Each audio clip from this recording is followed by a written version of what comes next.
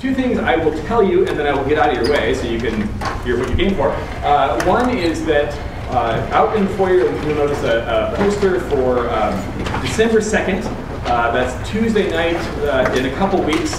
We'll show a film called Without a Home, which documents the story of a young woman not too distant from her college years, interacting with and meeting and hearing the stories of people experiencing homelessness.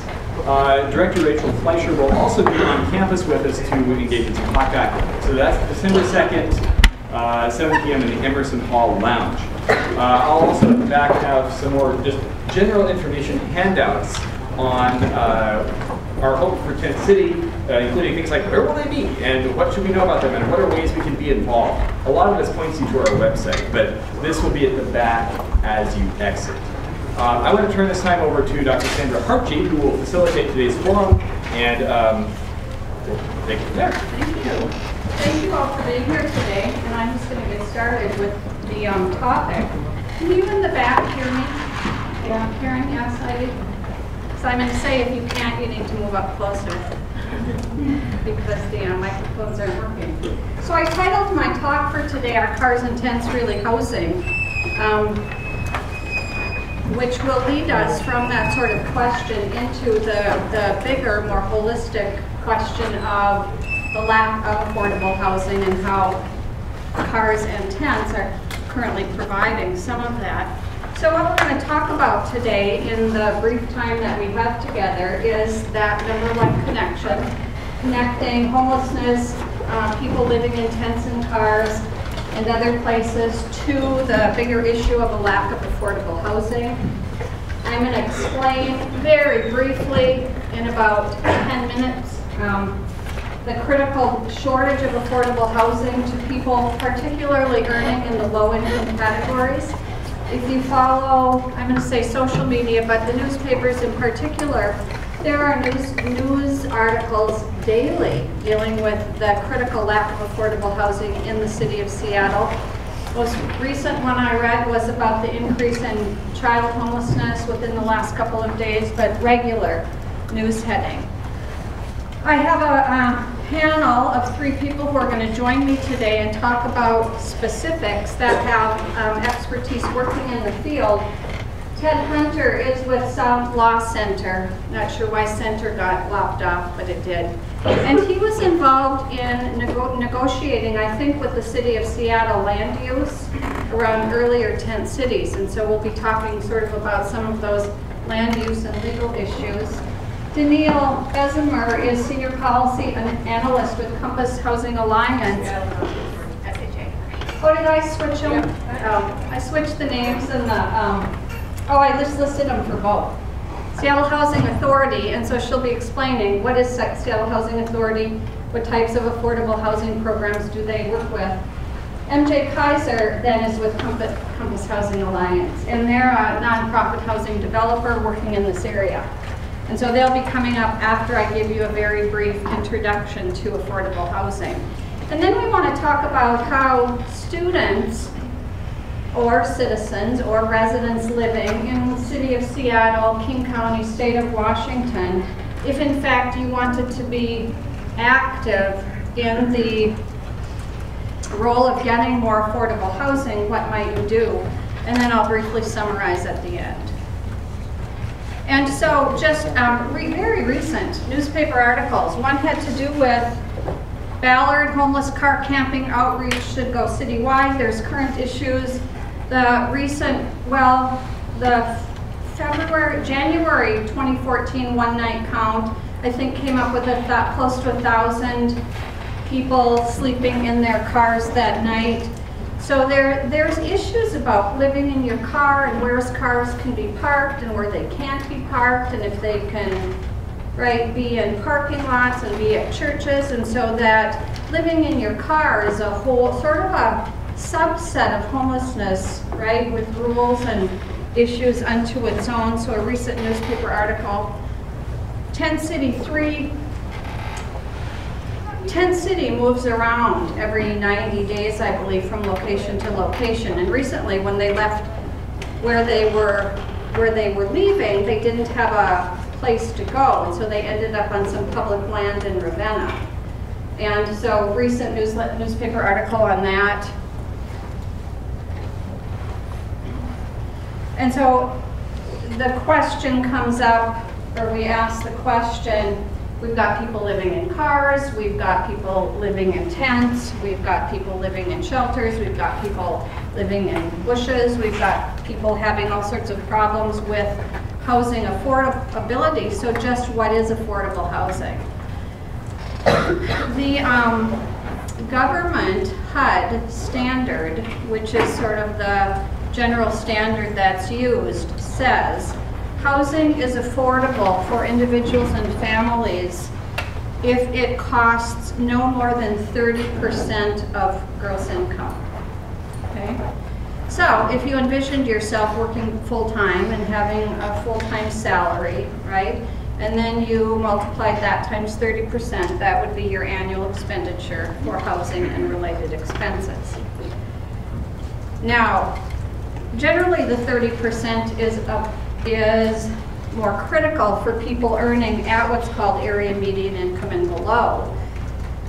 People spending more than 30%, so what if you're spending 50% of your income on housing and related expenses? You're considered extremely cost burdened. If you're spending more than 30%, you're housing cost burdened.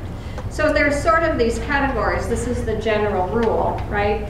My income, 30% of that, housing and related expenses. If I'm spending more than 30%, I'm cost burdened. If I'm spending more than 50%, I'm extremely cost burdened, particularly if I'm at or below area median income, which we'll talk about in just a second. So there's these categories, and it matters because it impacts people's lives when they're spending more than 30% on housing. Why? Because they might not have enough money for groceries, for transportation, for health care, for child care, for really other basic necessities, right? And so you can see where that's more critical. The lower down you go in the income categories. If your salary is lower, then spending more of it on housing becomes more of a critical issue for you. Now, I really love this, this slide. I really love this slide. The continuum of housing talks about the full range of housing options that should be present in a society, in a community, in a county, in a city, so that all residents' housing needs can be met, right? So if you think about City of Seattle or you think about King County, we've got on the left, you would have homeless shelters, you would have tents, you would have car camping, you would have those sorts of things. It would then move into transitional housing, rent geared to income, supportive housing. So transitional housing, housing associated with various services and agencies. And then eventually you move into affordable rental, but most likely subsidized, right? And then when you get, the red line is the point where you're moving into market rate housing options. So how many of you have gone out in the market and tried to rent an apartment or a house, right?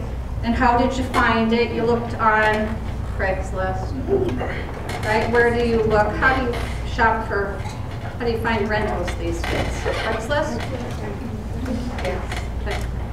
And so you're renting in the private market. There's a landlord or somebody that owns the property that's going to rent to you at market rate.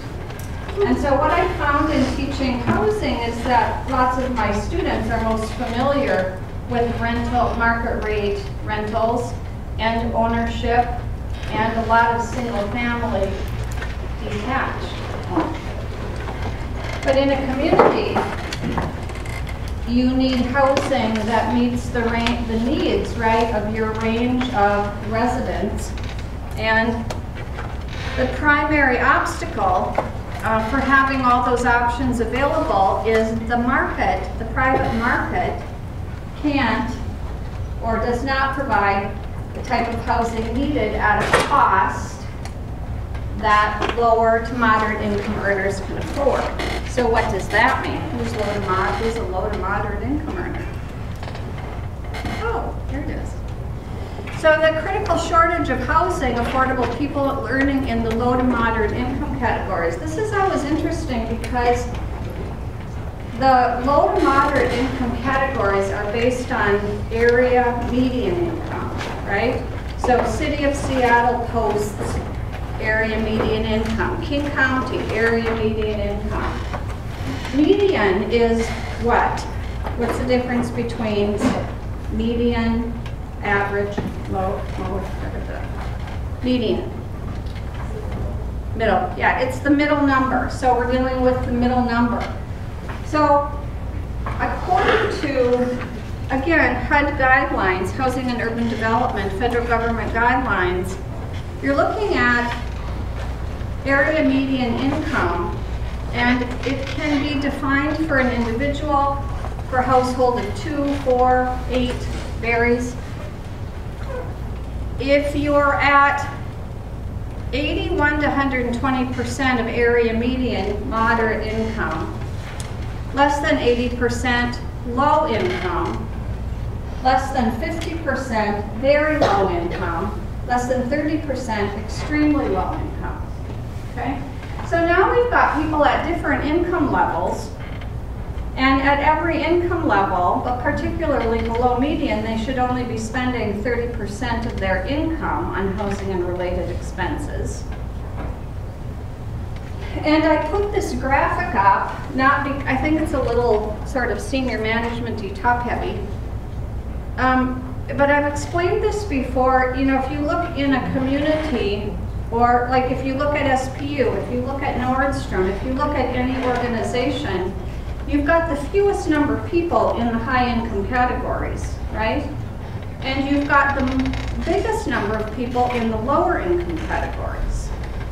So in any and all organizations. And so we have a large percentage of our workers in City of Seattle or King County that are at the bottom of the pyramid. And one resource I read, defining workforce housing, said 3/4 of the jobs in the City of Seattle, maybe it was, or King County, were earning below 80% of area median income.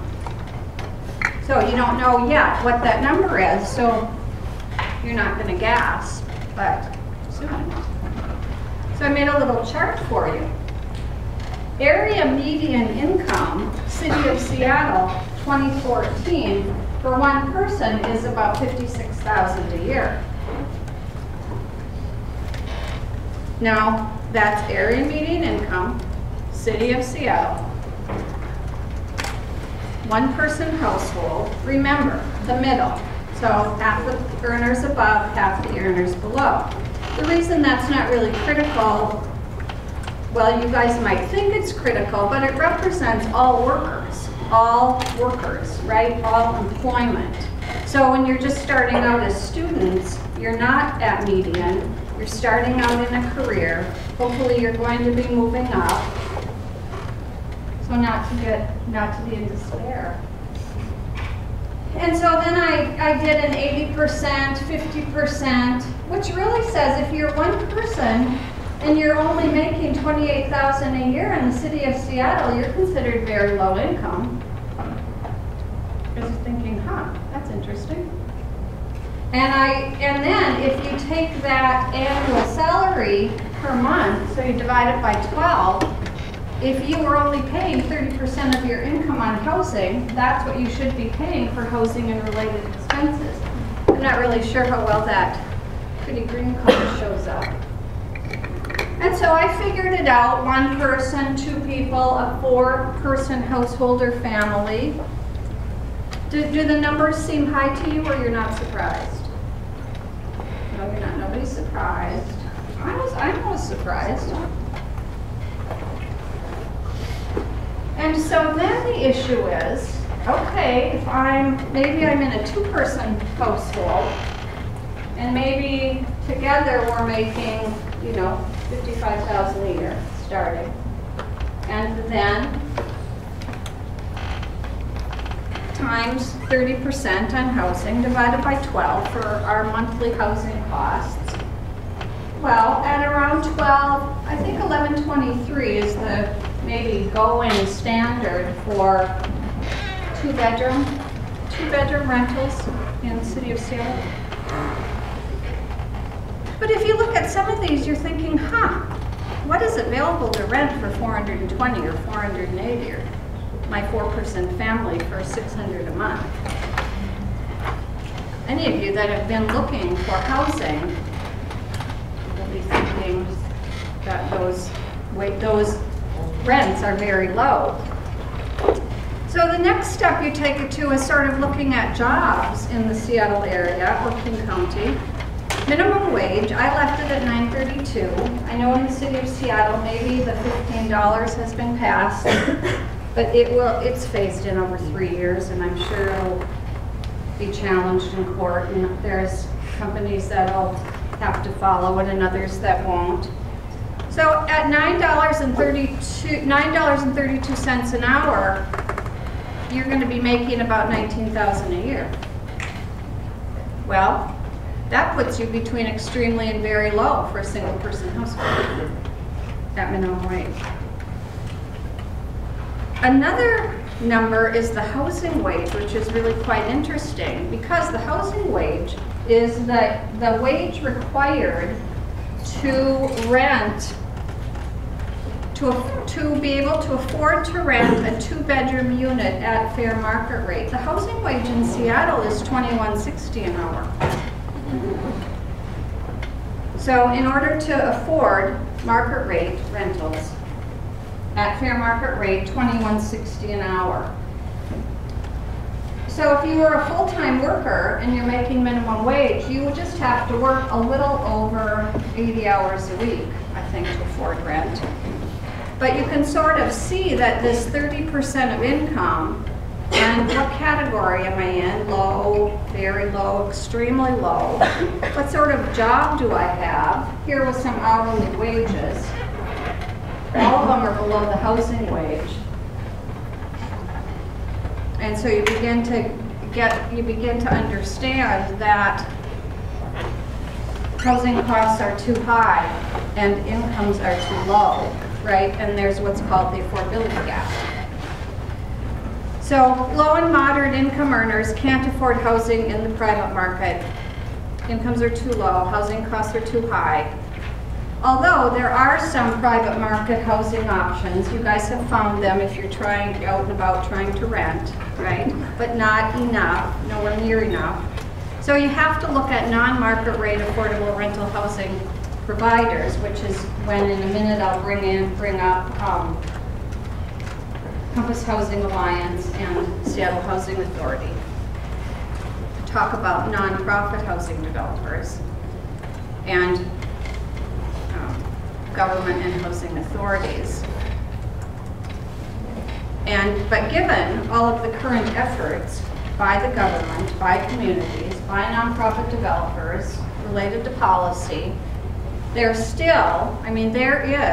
just an absolute and critical lack of housing units affordable to people earning, less than 80%, less than 50%, less than 30% of area median income.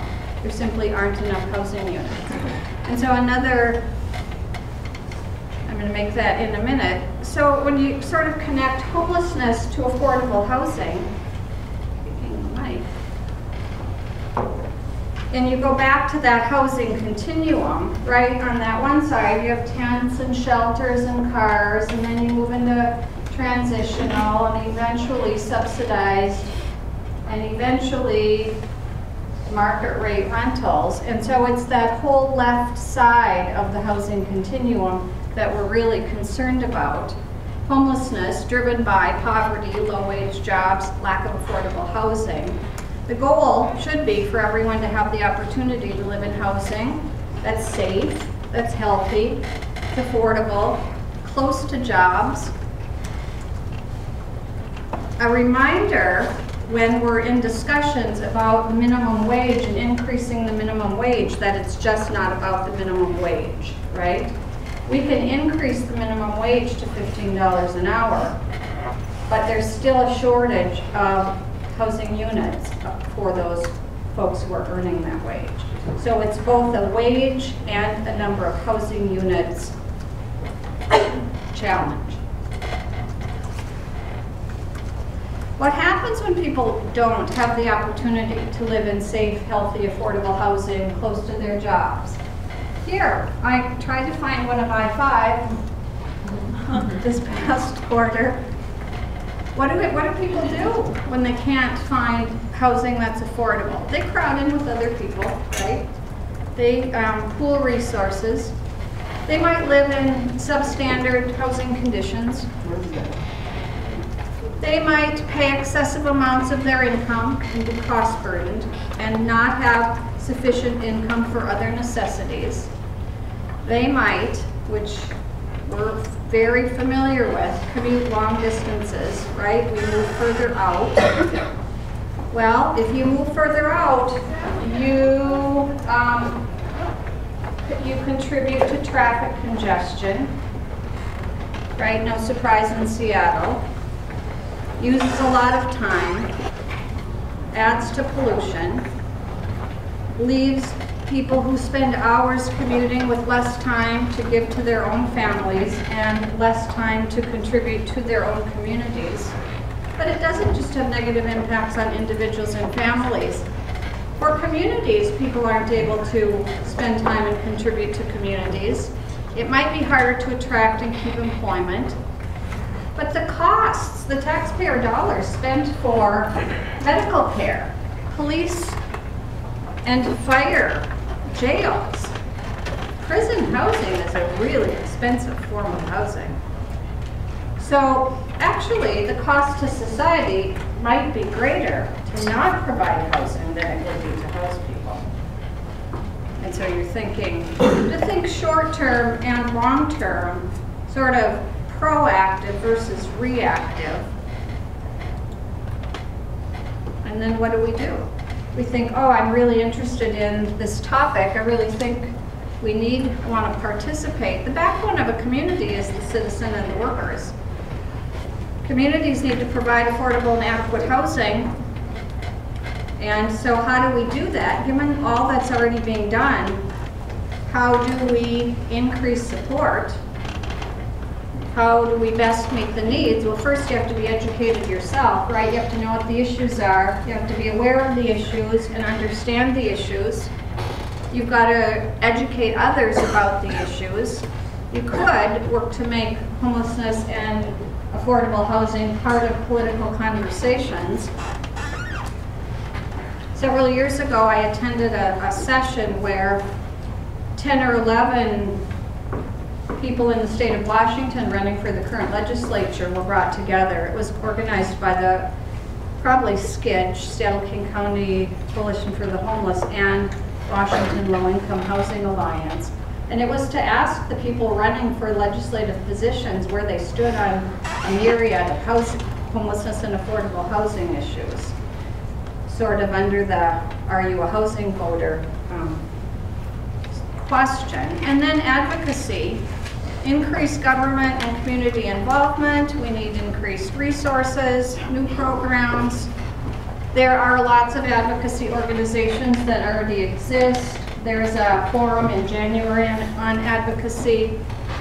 We're going to put together a group of students and some of us faculty that will go to Olympia for Housing and Homelessness Advocacy Day in February. We hope you'll want to go with us. And I just like this. It came from the Washington Low-Income Housing Alliance mission, vision, and values. I like the comments on community, but I like the comment also on justice and what a more just society would look like, right? People would have probably basic human needs met and have places to live. And I think that's my little brief intro to affordable housing in 10 minutes. Hunter, come on up. Get some lights on. Okay, thank you, Dr. Hartje, for that overview of what's going on in housing. I want to get a little more radical about it, because we hear so often, all we need is more money, more affordable housing, let's build more units, we'll take care of the problem. Why do we have the problem? Let's get some input here. Why? What are the causes of homelessness? Who has an idea? Why are people homeless? Anybody? You think about it? Why is it? No one has any idea about homelessness. Here's an idea. Well, people are homeless because they can't afford homes. I mean, it's kind of obvious. We can do that. Yeah, that's good. Who else has an idea? Too low of wages. Too low of wages. For the We heard workers. Dr. Hartje talk about that. There's some pressure to raise the minimum wage that happened in this area. Any other ideas? Well, let me suggest one that's a little bit more fundamental. Government causes the problem. We have homelessness because of government action. What? Isn't the government contributed? Isn't it trying to end homelessness? Well, yes. I don't know, City of Seattle, we have maybe 15 to 25 million a year coming from the city to try to solve homelessness. But we've never thought about what is the cause? How does government cause homelessness? And I want to introduce you to the legal structure surrounding homelessness. I'm an attorney. I've worked with Tent City 3 and Tent City 4. The only difference is 4 is on the east side, 3 is in Seattle. Why is it 3? Well, 1 and 2 were kind of encampments, totally illegal. And the city eventually bulldozed them. And that bulldozing action caused a group of homeless people and organizations to coalesce into my client, which is Share Wheel, and say we need a better solution than just building, than just establishing tents illegally. So I'll get to that in a minute. But how does government cause homelessness? By its land use laws. Land use laws establish zoning areas. And if you look at zoning laws across the nation, they will establish minimum lot sizes. And you might see that you can have density of 10 units per acre. That's pretty dense for single family. But that means you've got 4,000 square feet of a lot. And you're building a fairly large house. The average size of the house went way up. Lately it's been coming down. But the average size of the house in this nation was up to 2,600 square feet in the year 2000. It's beginning to drop a little bit because it's hard to maintain a home like that. But you have building codes, and some of the building codes are in place because of certain trades and unions, plumbing and electrical. And yes, it's for safety, but you have to look at it more radically. It also increases the cost of building a house. You've got subdivision laws about access and roads and sidewalks and all the infrastructure that goes in. Just to have a lot in King County before you even build a home, you might have $50,000, $60,000 invested in that lot. So then you need to build a home that gets sufficient return to pay for the infrastructure. So if you begin to look at it more radically, you'll see, no, it's not just about wages. That's one contributing factor. And no, it's not just about how people are educated so they can get good jobs. It's also about government policies. So I introduced that thought to you. There are many variables that contribute to homelessness. Government action is one. And so when you get involved in looking at what is my city or county doing for land use laws, think about how that might contribute to homelessness. And also think about how then government has a responsibility. Now before 1926, there wasn't any zoning anywhere. And then there was a US Supreme Court case called Ambler versus the city of Euclid that said zoning is a good thing. You know, it helps maintain the economic viability of a community. Yes, for those that can afford a house. But it kind of shoved aside the issue of what do you do with people who can't afford. Because that case actually involved rental housing, affordable housing in the village of Euclid in Ohio. And there were lower income people living in that housing. And this US Supreme Court said, it's okay then to adopt zones that might exclude rental housing because it becomes a lesser quality of life to have renters living in a single family ownership zone. So that's a fundamental look at how government has created or contributed to the cause of homelessness. So if it's done that, it has some obligation to make this issue go away. And part of it is looking at the zoning laws, and part of it is, what I want to explore just briefly with you, is tent cities. You saw that in Dr. Hartje's continuum, tent cities. And you know, as the way you had that continuum, you had little blocks of different colors. Tent city was a fairly large block. And it really hasn't gone away. We're going to come to recognize tent cities are part of the solution. There's a committee to end homelessness in King County, Seattle, that's looking at a 10-year program, and they've really struggled with our tent cities part of the solution. And sort of now it's still controversial, but yeah, we still need tent cities. Is there a time when they might go away? Probably not. And in part because it's a choice of some homeless people. Not everybody wants to live in a high-rise affordable housing. Not everybody wants to have a single-family house. Some people are by nature nomadic, and the tent city idea is very appealing because you can move around, you get a community that supports you. Tent cities are drug-free, alcohol-free communities, supportive communities. So tent cities offer a different type of housing and probably will stay around just for that reason. We have lots of tent cities. They were throughout the history of the U.S., particularly during the Hooverville. We had big tent cities in most communities around the nation. But they've also been used for temporary housing for field workers. We have camps that use tents. So tents are part of the fabric of our nation. And so tent cities shouldn't be looked at askance like, oh, isn't that awful? They're actually part of the fabric. So what can we do to encourage tent cities? And here's where my involvement came. In 2001, after the tent cities have been bulldozed, there's on Beacon Hill a group called El Centro de la Raza, and they invited Tent City to come and camp on that lot, the parking lot. The city of Seattle, we had a city attorney at the time, Mark Sidney, totally opposed, not under my watch, and began to bring fines, legal action to shut down Tent City. And that's when I got contacted by the director of El Centro de la Raza. He said, what can we do? We've got fines now, several $1,000s. We're having trouble getting grants. What can we do? I said, well, do you have a permit for this? No, we just invited it. Well, what? It's an illegal encampment. That's why we got in trouble before. Let's apply for a permit. So we did that. We found City of Seattle had a temporary use permit, applied for it, flat out denied by the city for very bad reasons. And this is another thing I want to introduce, perception versus reality. The perception carried out by the City of Seattle Planning Department was, oh, they're taking away business from the community of Beacon Hill. Oh, they're causing more crime. They're really awful people that don't want to, we don't want to be around them. And so we had a hearing, and they brought in that information, totally perceptions. We brought in facts. And the facts were, there was more business. You had 100 people living there. They were going grocery shopping. They're getting their hair cut. There's more business going on. And we could show that by the taxes that they had to report, the income they had to report to the Department of Revenue. Well, yes, police calls went up, but crime went down. You had 100 people with eyes on the community. They saw somebody breaking into a car or about to go into that house, and they could call the police could arrive in time to prevent the crime. So actually the reality, presenting the facts, showed that Tent City was a good thing for neighborhoods. And that's what we found once we entered the consent decree, because the City of Seattle appealed then, or we appealed the denial of the permit, and we showed that the facts supported granting. We had a judge that said, absolutely, you're correct. You have to make land use decisions based on facts, not on the perception of the community. And then rather than the city appeal that decision, we came up with a consent decree that allowed the Tent City to move around Seattle freely. And they've done that now for the last 15 years. And it's well accepted. In fact, people that posted Tent City want to invite them back.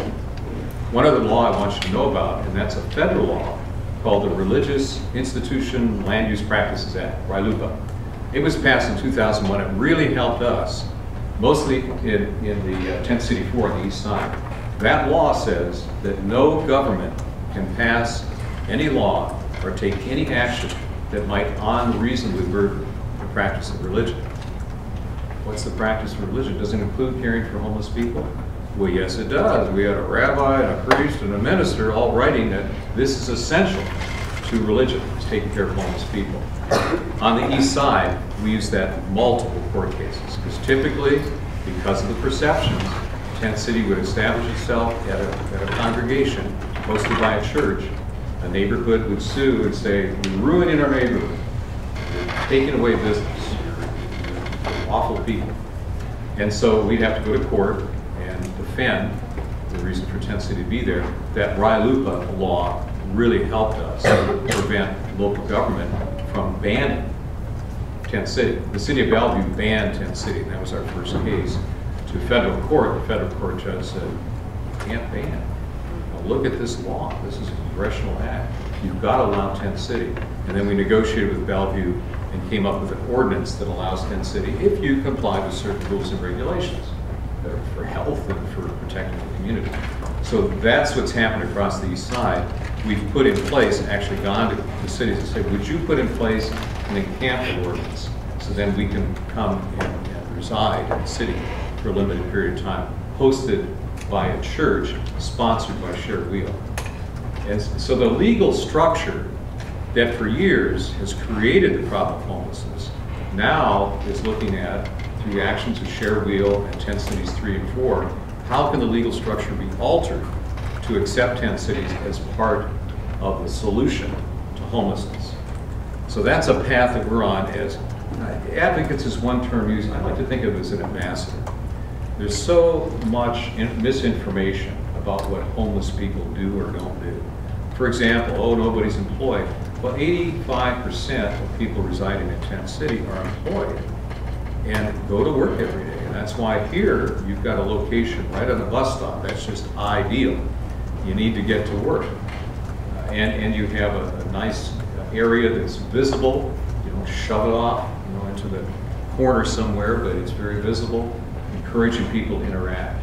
And I think you'll find as you host that you speak to individuals, the stories are very interesting. We have a nation that doesn't care very well for people that fall on hard times. In many, it's a medical condition.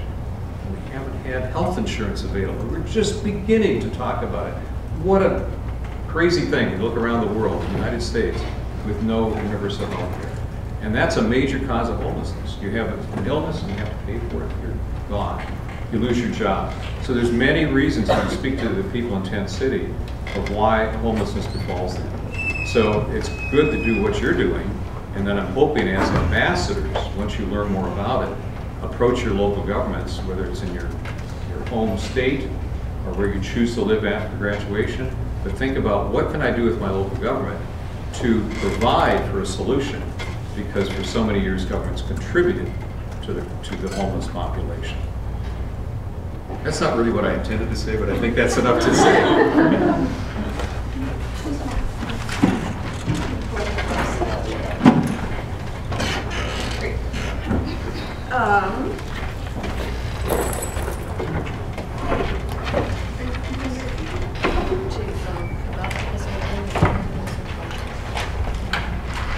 Thanks, my name's Kiser. I'm the program director at Compass Housing Alliance. Depending on, that'll be what you all know us as. Some of the older folks will know us as the Lutheran Compass Center, the Lutheran Alliance to Create Housing, the Homestead Program of the Church Council of Greater Seattle, or the First Avenue Service Center on 3rd, now on Rainier. So we're a multi-service organization that serves people across the spectrum. So we have a program for folks who are living in their vehicles called the Road to Housing. We have a hygiene center for folks who are living on the street to come in and get a shower and get cleaned up before they go off on their day.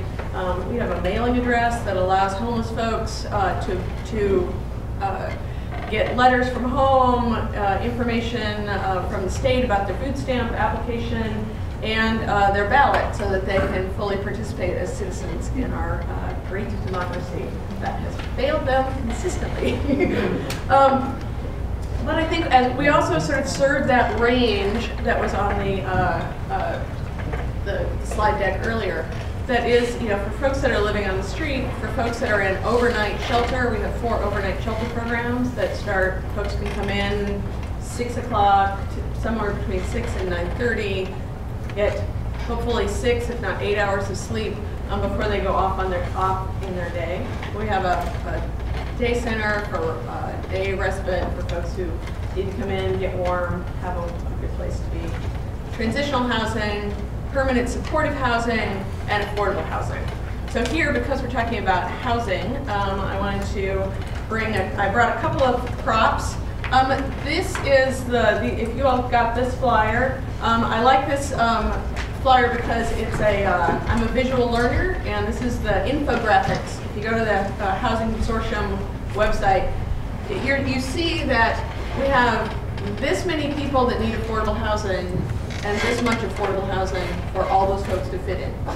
So you have both South King County, East King County, and the city of Seattle, where you see that there's enough housing for the CEOs and the presidents, but not enough housing that at the income level for the folks that we serve, the folks who are on a disability income, folks that are working at minimum wage, folks that are working at better than minimum wage, but are competing against folks that are making a lot more money. So we have a lot of development. There's a lot of cranes that you'll see, especially around South Lake Union and in Fremont. Fremont actually used to be a really affordable neighborhood. Now it's crazy. So you used to be able to pay, you know, something like $400, $500 for a unit. Now it's $1,500 for a little studio. So that's kind of what's happened as we have folks with greater income. The marketplace serves that group of people. It is as rational as capitalism can be. You could make $500 to rent out that room in your basement, or you could make $1,500 to rent out that room in your basement. What are you going to do? That's kind of how that works. What we're doing is sort of fighting this uphill battle on creating more affordable housing, both through combinations of land use and other taxes, and the work of community organizations such as mine. So I asked that we put up our current and recent projects in development. Because we at Compass serve very low income people, folks that are on the edge of homelessness or actually homeless, we develop a range of housing options for that group of people. Could open Naya, Ernest, and Ballard. Yeah, if you go up. So these are some projects that we've done recently. In my, if you also picked up this newsletter, it talks about the most recent project we opened in South Lake Union. So in our projects, we have, in that South Lake Union project on Dexter, we have 72 units available for rental. 50 of them are for folks who are, half of them are technically for folks that are at 50% of AMI, the other half are at 30% AMI. But we focus 54 of those units on homeless people.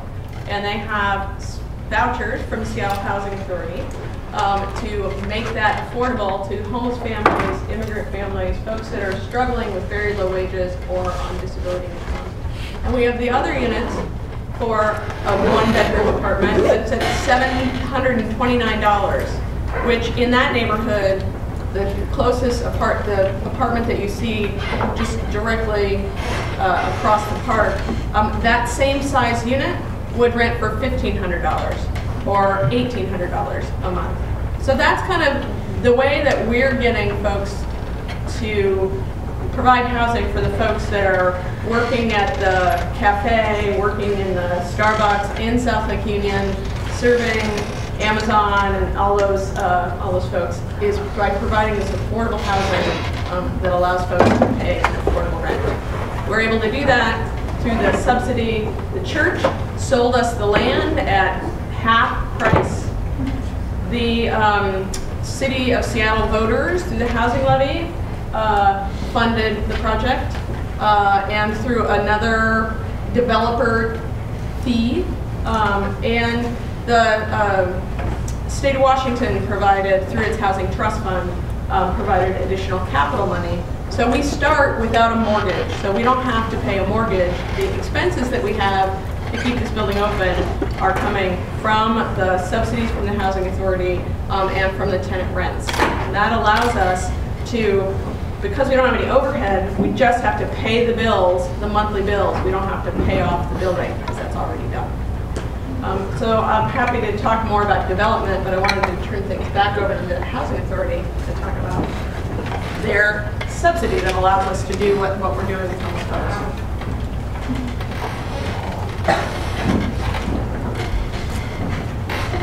I'm Denille Bezemer, and I'm from the Seattle Housing Authority. I'm actually housed in the voucher department, so Section 8. that Kiser had mentioned. And I'm a senior policy analyst there. So what does SHA do? Well, we're a federally funded public corporation, and we provide affordable housing to more than 16,000 households in the surrounding area. And we do this in two main ways. So we have our public housing units that we actually own and operate. So I'm not sure if you're familiar with our public housing units. There's Jefferson Terrace on First Hill is one example that we have.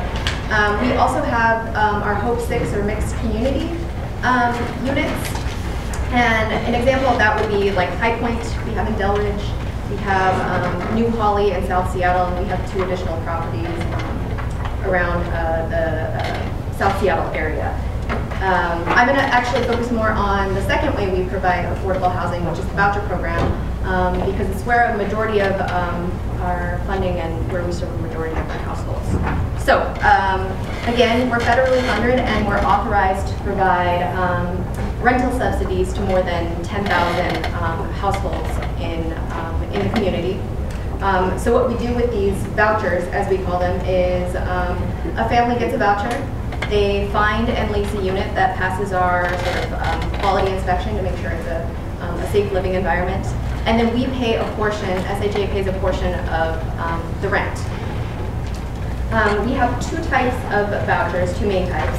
Our tenant-based vouchers, and we have over nearly 6,000 of those vouchers allocated for tenant-based assistance, which means that once a family gets a voucher, they're able to shop around for a unit in the community of their choice. And again, as long as it's deemed affordable for their family and passes our HQS inspection so that it's a livable, safe unit, we are able to they are able to lease the unit. They sign a contract with a lease with the landlord, and then we sign a HAP contract, a housing assistance payment contract with the landlord, where we agree to pay a portion of the rent each month.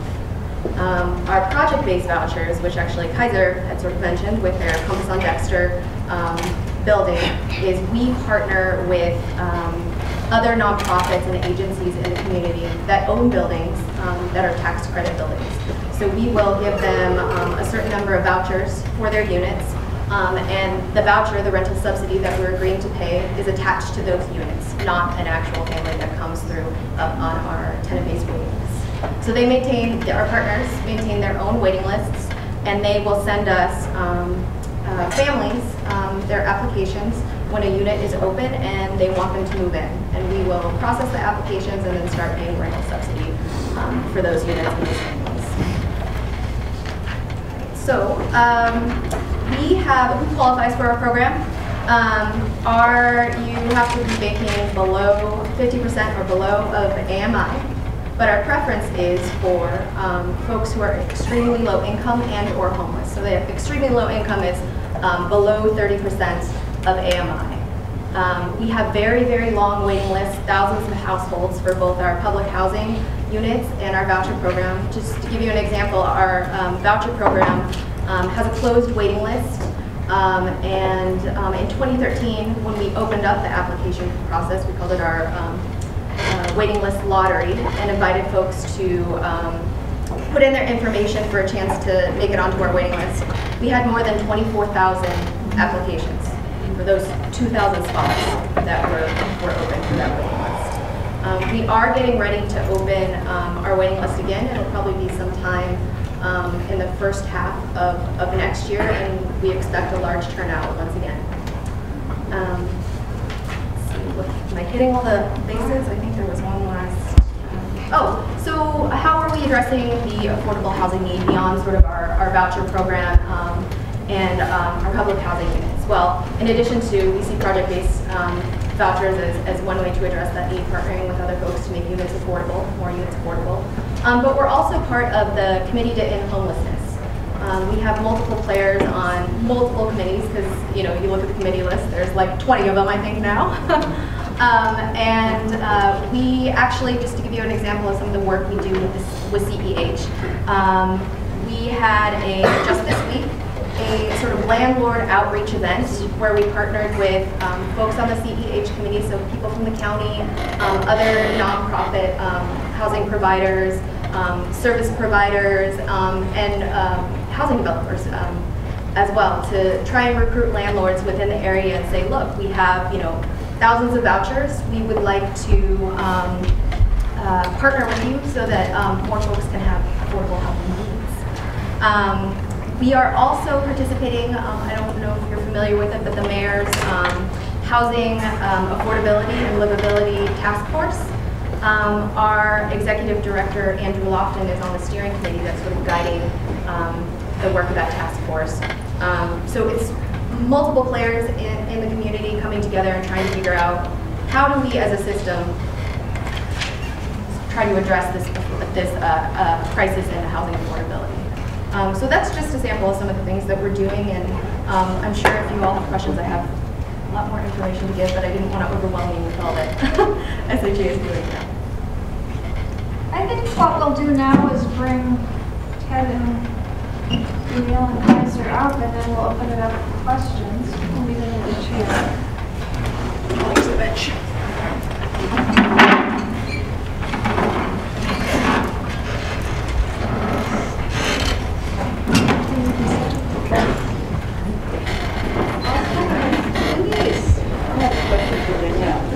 This partnership, I'm confused about this voucher thing. So the landlord holds the property and they notify you when they have a space open.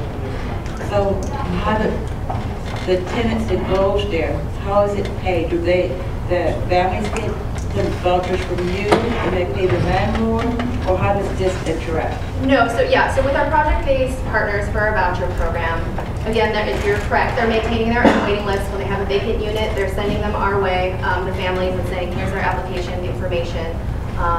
We're going to have them move in, and then when we initiate that contract for that particular family to move into that unit, we'll make direct payments to the partner agency for their rent.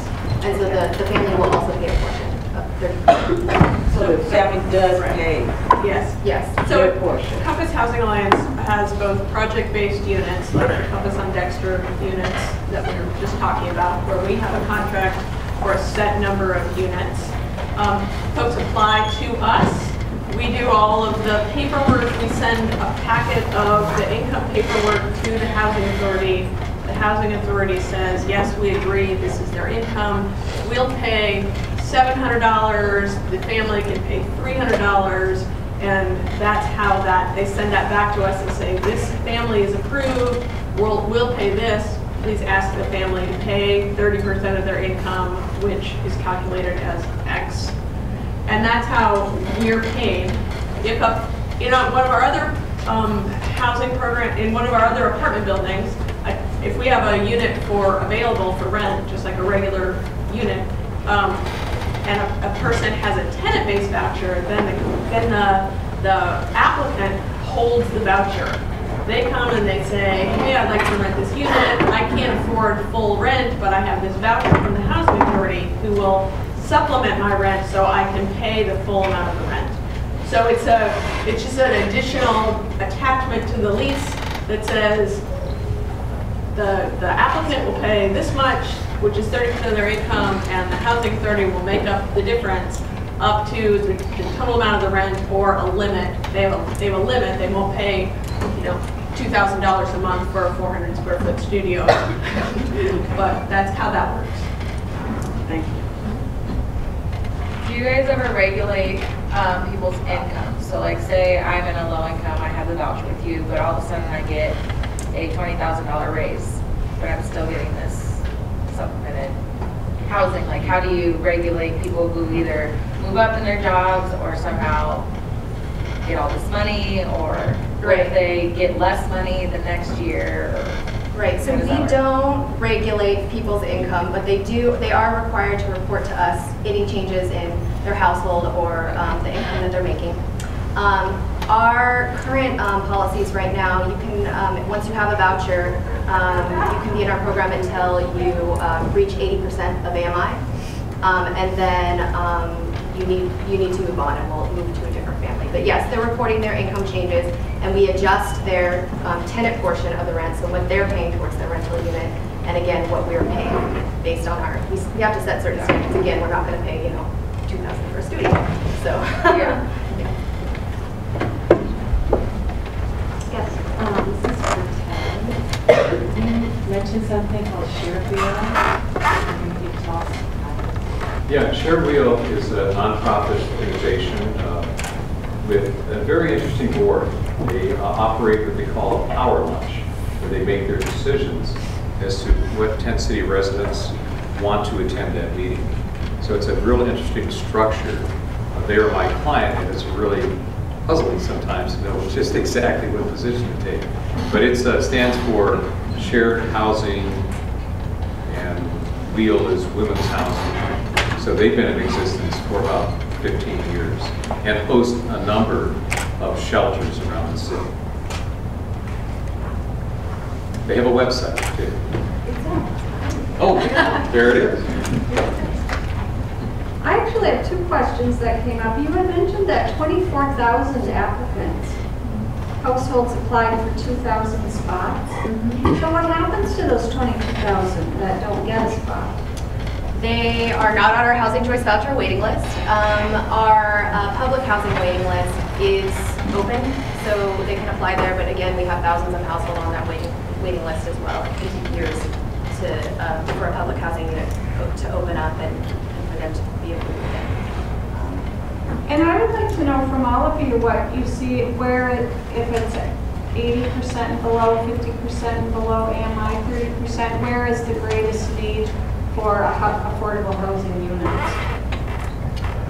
Well, I'll start.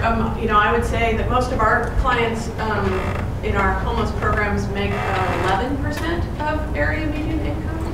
And so we might have something that's affordable to somebody at minimum wage, but somebody who is on a federal disability check, it's a Social Security check, SSI check, makes $726 a month. And you know, some ridiculously low amount of food stamps. And so our folks, you know, I used to say it's a victory to get people up to 11% of area median income. But there is no way that the market, even buying down units at that generally affordable housing development, can do that without a subsidy from a housing authority or another state subsidy, which is we can't pay the light bill with the amount of money that somebody on a disability can make. So that's sort of if you look at, again, the number of disabled households who are making very little money and the number of subsidies that are available to be used in any building, that is a huge mismatch in our community. We also, because we have these sort of standards, we have 30% and 50% AMI. We have a little band of units at Compass on Dexter for folks that are making 35% of area median income. Because they can't really afford the 50% rent, and they make too much money to get a 30% rent.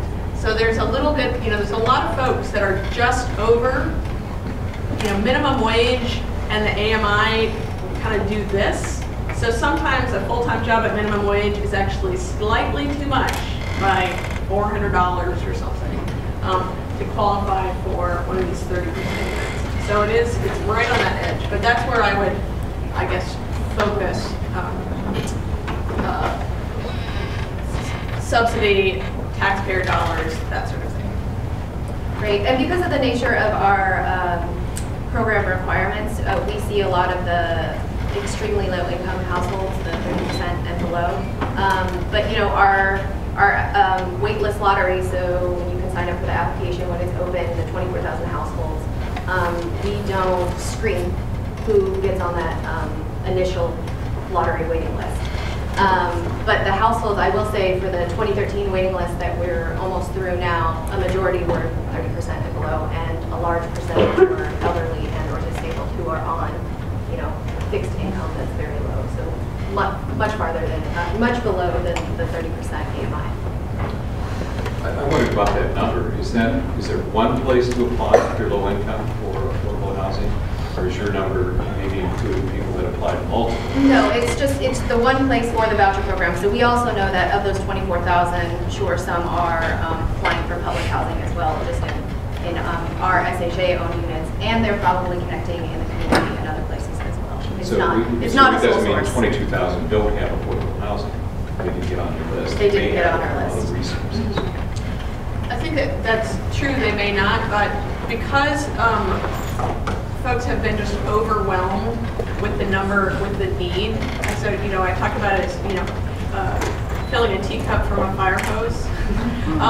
So we decided, most of us have decided that we, like the Housing Authority, we can't spend all of our time managing a wait list of people who will, whose kids will be grown and out of the house before they get their family unit.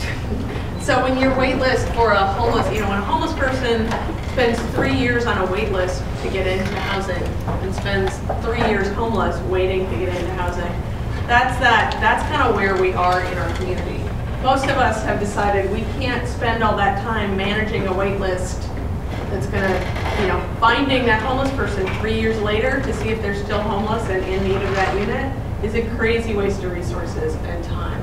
So many providers, when a new project opens or some other, do what the Housing Authority does and opens the wait list for a 2-week period and then takes either everybody who applies during that time or usually some set number. If we have 3 people leave the Nair Ernest House, a year, we don't need a wait list or want a wait list of 200 people who say, hey, I'm on the wait list, I'm going to get into the Ballard Project. We don't want to give that sort of false hope either. So are the numbers so great for the around 30% and below AMI just because there's that much need? So then the below 50%, below 80% is not being addressed quite as directly? One of the reasons we can't, we don't have enough subsidy to assign every unit that's built to a 30% voucher. So what happens is we say, okay, we're going to take how much subsidy and service dollars do we have, and that will say, okay, well, we can support 200 new units this year for the folks that have a lot of service needs or need a very deep subsidy. But we have the ability to build a few more units than that. So we go up to that next income level and say, okay, well, let's build 200 units at 50% of area median income and give those folks that are the low-wage workers a place to live so they're not pushing the homeless folks out the bottom of the pipeline, if you will. So we do have, those are the 2 income groups where taxpayer dollars really are developing housing. There's in the newsletter, you'll see some incentives that the city has put in and we'll hope that they get maintained, which is really to try to add an additional fee for developers to give them the option of putting in affordable units at 80% of AMI, so sort of the supervisory level people on that pyramid. So if the development community can have a couple of units, the one that faces the alley, that doesn't have the great view of the water or whatever, if those can be kept at an affordable level for folks that are, the shift supervisor, then they won't, again, be pushing folks out the bottom of that list. And that's the idea. We don't have to, every unit doesn't have to be developed by taxpayer dollars if we can provide enough incentive for the market to do that. And so these developers in South Lake Union can either pay a fee, which we will then put into the affordable housing pool and build new units, or what we would prefer actually is that they take some of the units that they're building for the regular market and just set those aside for people at that 80% of area median income. That is sort of the most efficient way to do it. If you're building 100 units, set 5 of them aside to be affordable. We'll get a lot more units that way if we could get out of every crane that's down in South Lake Union or in Fremont. If we could get 5 units or 10 units out of every one of those cranes, we would be in a lot better shape. But we have some debate about whether that is going to stop development. whether folks, can afford to do that, whether Amazon can afford to do that. But, And Kiser, are they required to do that, or we're asking them to do it? well, that's what used to be is that they didn't have to do anything, but if they wanted to build a slightly taller building, they could ask for a variance and then pay a fee to build a taller building. What the new, what most recently passed but has not yet been implemented is just blanket, everybody's going to pay into this fee or provide a unit. We call it on-site performance. There is, there's good reason to believe that that will be challenged in court, and it may be years before it's actually implemented unless, so I think that the city council passed it, whether it's not yet implemented, whether it will be implemented, or how much time we'll spend arguing about it in court, I think is still up for grabs. But it's a very recent thing. Again, if you sort of Google, if you go to the Housing Consortium website, which is the one that had the infographics, it's housingconsortium.org. That had the infographics about the need, but that also has all the information about this incentive zoning, or they have a new word for it, but linkage fees. They want to link the fees to the building of housing. So it's a, yeah, that's the theory. Yeah, so that's, go to the advocacy. Yeah, we'll talk about that.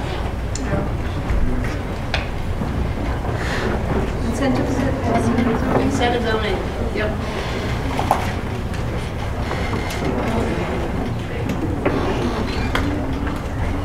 We have time for another question or two. Does anybody have last questions? I would like to encourage you, Kiser left, these are really helpful. Is there enough affordable housing on the east side, South King County, and City of Seattle, and then some information on Compass Housing Alliance on that back table.